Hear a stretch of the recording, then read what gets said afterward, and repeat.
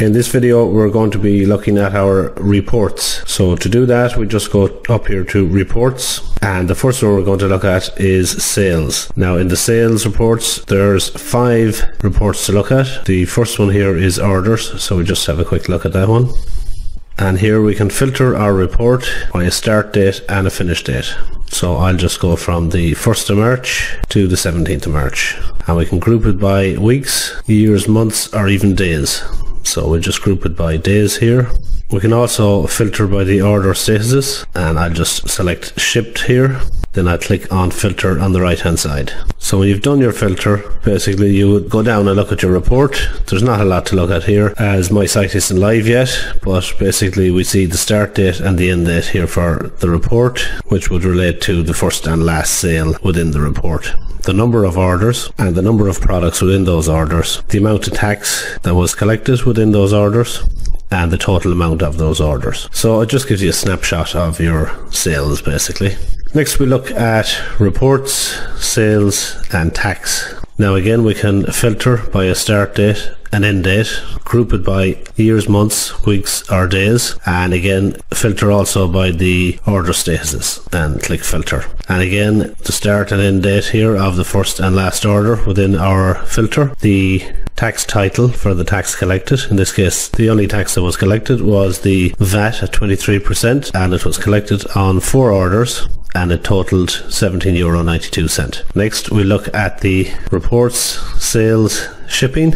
Again we have the same filter options here at the top. When we've input our selection for our filter, click filter, but basically it's showing all here at the moment, and it's showing the zones it's been shipped to, the amount of orders that went to that zone, and the total shipping cost. It also shows you a pickup from store as a shipping title here.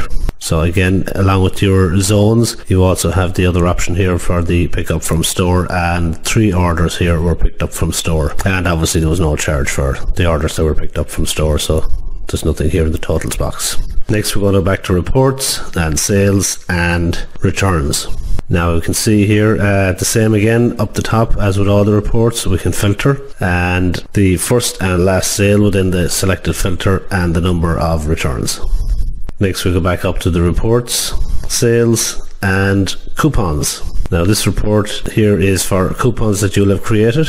So we can filter by start and end date and click on filter, and it shows you the name of the coupon code, the amount of orders that it was used on, the total amount of discount applied by that coupon, and finally we have an action column here, so we can actually edit here, and this brings us over to the sales coupon page. So for all intents and purposes it's the same thing as going into sales and coupons here. So we can look at the actual coupon, go in and look at the history of it, and from here we can see the order ID, the customer group that used the coupon, the amount that was discounted with the coupon, and the date it was added. Now the next report we're going into is the products report. So up again to reports, products and products viewed. Now there's only been one product viewed here because there is only one product at the moment on the store. It shows you the product name, the model number, and the amount of times it was viewed, and the percentage that relates to the amount of times it was viewed. So 100% here.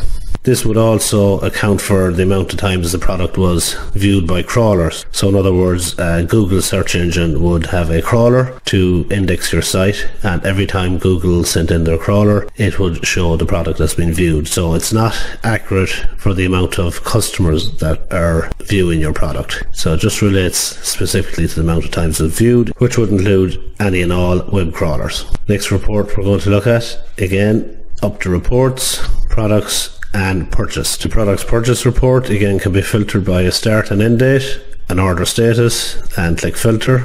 You'll get the product name, the model number, the quantity basically the amount of times the product was purchased, and the total revenue from that product. Next we go up to reports, customers and customers online. Now this basically shows you the IP address from where your customer came, whether they were a guest. It shows you the last page that was visited, which was the account logout here, and it shows you the previous page of that, the referrer page, which was the checkout success page here in this case. And then it also gives you the date and time that it was last clicked. So you can filter here by customer and IP address.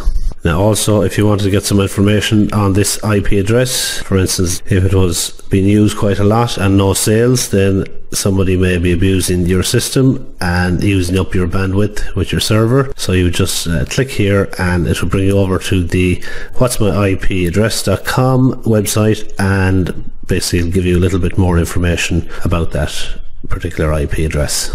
So we'll go back, go to our reports, customers and orders. This is a more detailed customers orders report. Again, you can filter by start and end date, status, and click filter. It gives you the customer name, the customer's email address, the customer's group, the status, the total number of orders that each customer made, the total number of products each customer purchased, and the total value of each order. Now you can click edit here, and this brings you into your customer here where you can edit, and if you make any changes, then as usual you would need to click save up here on the right hand side. Now back to reports, customers and reward points. So if you're operating reward points in your order totals and you're assigning reward points to your products, this is the report for you. Again, you can filter the report with a start and end date and click filter. The report shows you the customer's name, the email address, the customer group, their status, reward points that they've earned, the amount of orders that they've placed, the total that those orders relates to. Now you can click edit here. Again, this brings you to your customer, and if you need to make any changes here, you can click save. Next report we look at is reports, customers, credit. Now if you had assigned any customer credits, this is where the report would be, but I've actually nothing to show you here at the moment. So we'll just look at our next report, which is the affiliate report. So basically this relates to your affiliate commissions. Click on commissions. And again, you can sort your affiliate commission report by start and end date and clicking filter. And then we can see the affiliate's name, email address, their status, commission they've earned on the number of orders that they've earned it, and the total value of those orders. We click edit here under action. And this is the same thing as going into sales and affiliates. So here we can view our affiliates account details and their payment details. So we can see here this affiliate is set up for 10% commission and they like to get paid by PayPal. So we look at the transactions, and here we can see that the balance is $22.99. So if we want to pay this affiliate, we will pay them on their PayPal account. We log into PayPal, we would just click send money and put in their email address that they provided us with in the payment details here. And when we've made that payment, we would add a transaction here to clear the account. So we would just call the transaction something like payment via PayPal, and the amount, this is important now, put in the minus sign first. Now we can see they're owed $22.99. So again, that minus sign, very important, and add the transaction. So now we'll see their balance is 0 at the bottom, so they have been paid. Now just something I'd say on the affiliates, it's when you're setting up your affiliates terms and conditions, it may be a good idea to not pay the affiliates instantly, because you may have a returns policy which you may be required to do for consumer protection laws or something like that, which would allow your customer to make a return within a set period, for example 14 days. So if you start paying your affiliate for sales and your customer comes back with a return, then you actually may be out money. So I would always recommend not paying your affiliate for whatever period your customer has the option to return a product. So that basically covers all our reports.